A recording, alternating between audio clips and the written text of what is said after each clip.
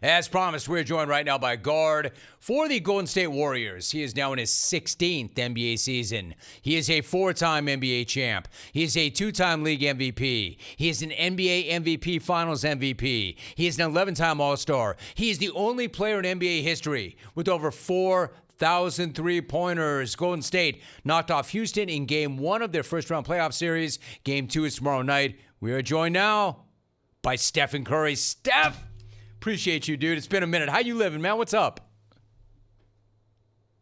Doing great. Great to see you. It has been a while for sure. It is great to see you, dude. So how's your day going? How was practice? How you living? How are things?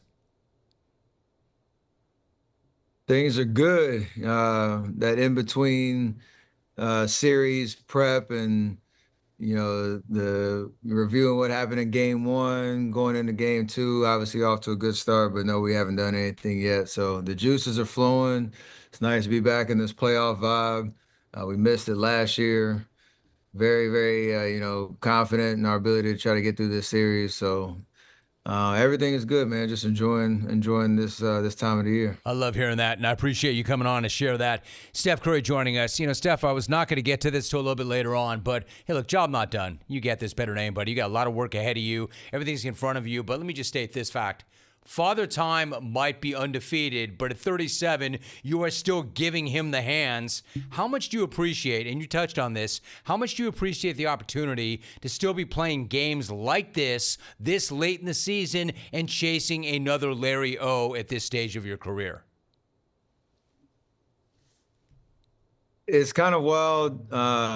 Even being here in Houston, we had our first playoff series here in 2015. So to think like a decade has gone on since we first understood what that championship journey was really like, and to be doing it at the stage of your career, it's special and it's something you don't take for granted. I think there's a point in the season pre-trade deadline where you know, you playing at a high level, but the wins weren't coming, and you just wanted to get to a vibe where you could, play meaningful basketball. That's kind of been our tagline over the last 2 months. Just trying to scratch and claw to get into the playoffs and to feel the anxiety and the nerves and the adrenaline of meaningful basketball. It matters so much, and so. To wave off Father Time as long as we can and know that there's still a lot left in the tank. It's important to keep going out there showing what we can do. We're talking to Steph Curry, so there's that pre-deadline vibe, and then there's the post-deadline. How did everything change post-deadline? How is it different with Jimmy Butler on board, and what's he bring to it? If you follow basketball, you know who Jimmy is. He doesn't need an introduction at all. He's, elevated, two Miami Heat teams to a finals appearance. And even though we weren't able to get the job done, you understood who he was as a competitor. And when the lights are bright, he elevates his game. And so from the trade deadline to now, it's our record has definitely, shown his impact and his presence. It's helped me, but I think it's helped, a lot of our younger guys too, to have another guy that understands what winning basketball is like, along with me and Draymond, and it's just giving us confidence. And so we rode a pretty good streak post deadline to just find a way into the playoffs. And, no matter how this ends, I just love the identity that we've created, and I love the idea that we balance each other out really well and have found a pretty good chemistry really quickly. So just two winning guys. Like I said, Draymond's been a huge part of this as well. It's hard not to talk about us too without throwing Draymond in there, understanding what he brings on a nightly basis. So us three as a core trying to put this thing together. We love the opportunity in front of us. We're talking to Steph Curry. I was going to ask you about the chemistry. Steph, how do you explain the way, look, you are who you are. You're a great guy to play alongside, but how do you explain you and Jimmy establishing the chemistry as quickly as you have together on the fly? I can't explain it. Like the first game we had, we were in Chicago, and you have your play calls and you understand the system that we've run here with the Warriors for a long time. We maybe had one practice and one shoot around, and when we got out there, it just flowed. It's just playing good basketball. You move the ball, you set screens for each other, you move bodies, and good things happen. And Jimmy, he has a lot of different versions of himself where he can go dominate and shoot the ball every possession and score. He's a great facilitator and playmaker in that way. But shot creation comes in a lot of different ways for him. And then we know what he does on the defensive end. So sometimes you have to look, or you can't look at the box score and understand his presence. And sometimes it's pretty loud if you look at the stat sheet. And so it's just playing, good, sound, disciplined, fundamental basketball. And, I think we balance each other out. Like I said, he's great in the post, great in ISO, and he understands the chaos that I create when I'm running all around the court. So it's been a great vibe. Yeah, great vibe. Steph Curry joining us. Hey, Steph, one last thought about Jimmy, because you and I have talked over the years so much, and we've all watched the culture and just Warrior basketball generally, and to stick Jimmy, and he's an alpha. It's a league of alphas, and he's an alpha. But man, it's amazing the way that he can't stop referring to you as Batman and him as Robin. I mean, honestly, truthfully, and if we're being real, did you have any concerns at all about how he would fit in? And much less accept this role of Robin, whether or not that's real. But were you at all concerned that an alpha, a strong personality like that, would fit in and do the things that you guys do the way you do them?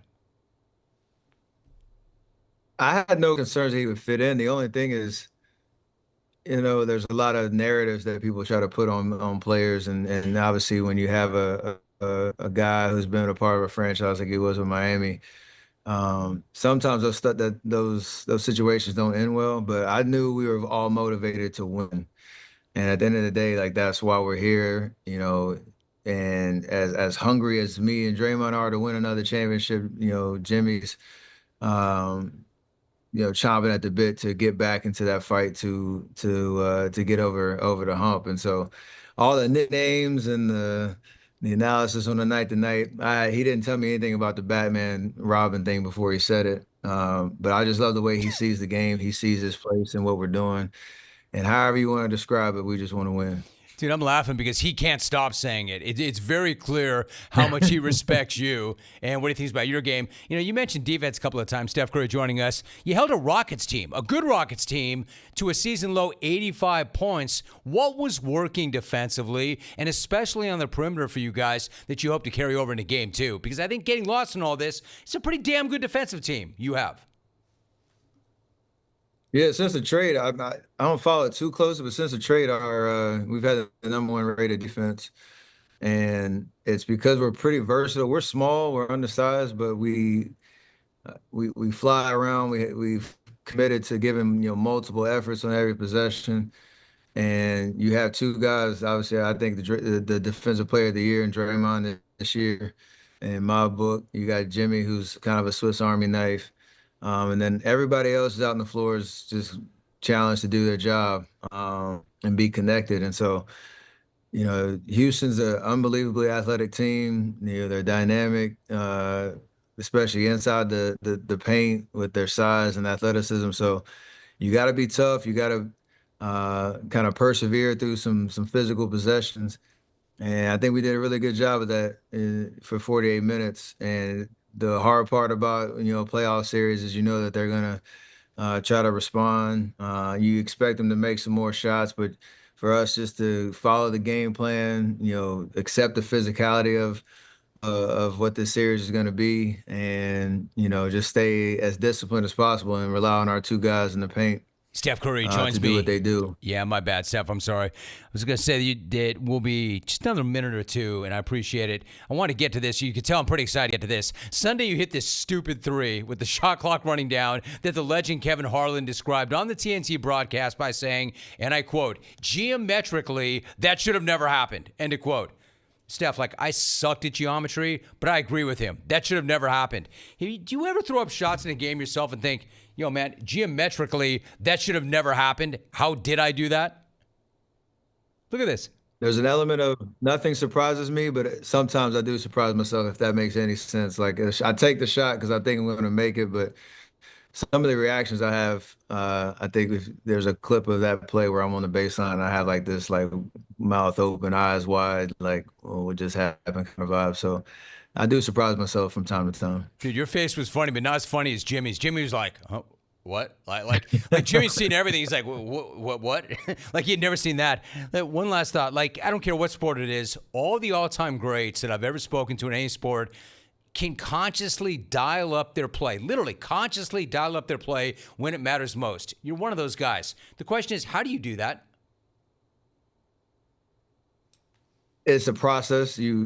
How I approach off season, all 82 games is all built to ramp up the intensity for when you're at your best in playoff time. And the mental part of it is the big thing. You have to kind of accept putting yourself out there and not being afraid of failure. But the idea of like you give your best shot, you're locked in mentally and physically for what's asked of you when the lights are bright. You understand that teams are going to try to take away everything from you, but you have to figure out a way to score.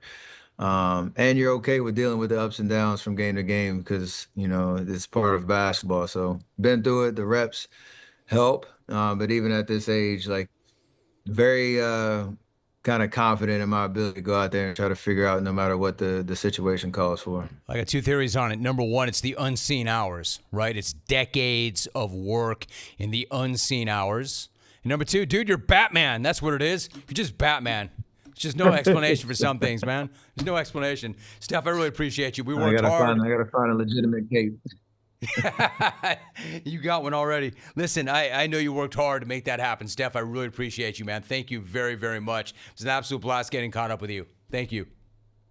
Absolutely. Appreciate you, Jim. Yes, sir. Appreciate you too, Steph. Yes, sir. Steph freaking Curry. Goat.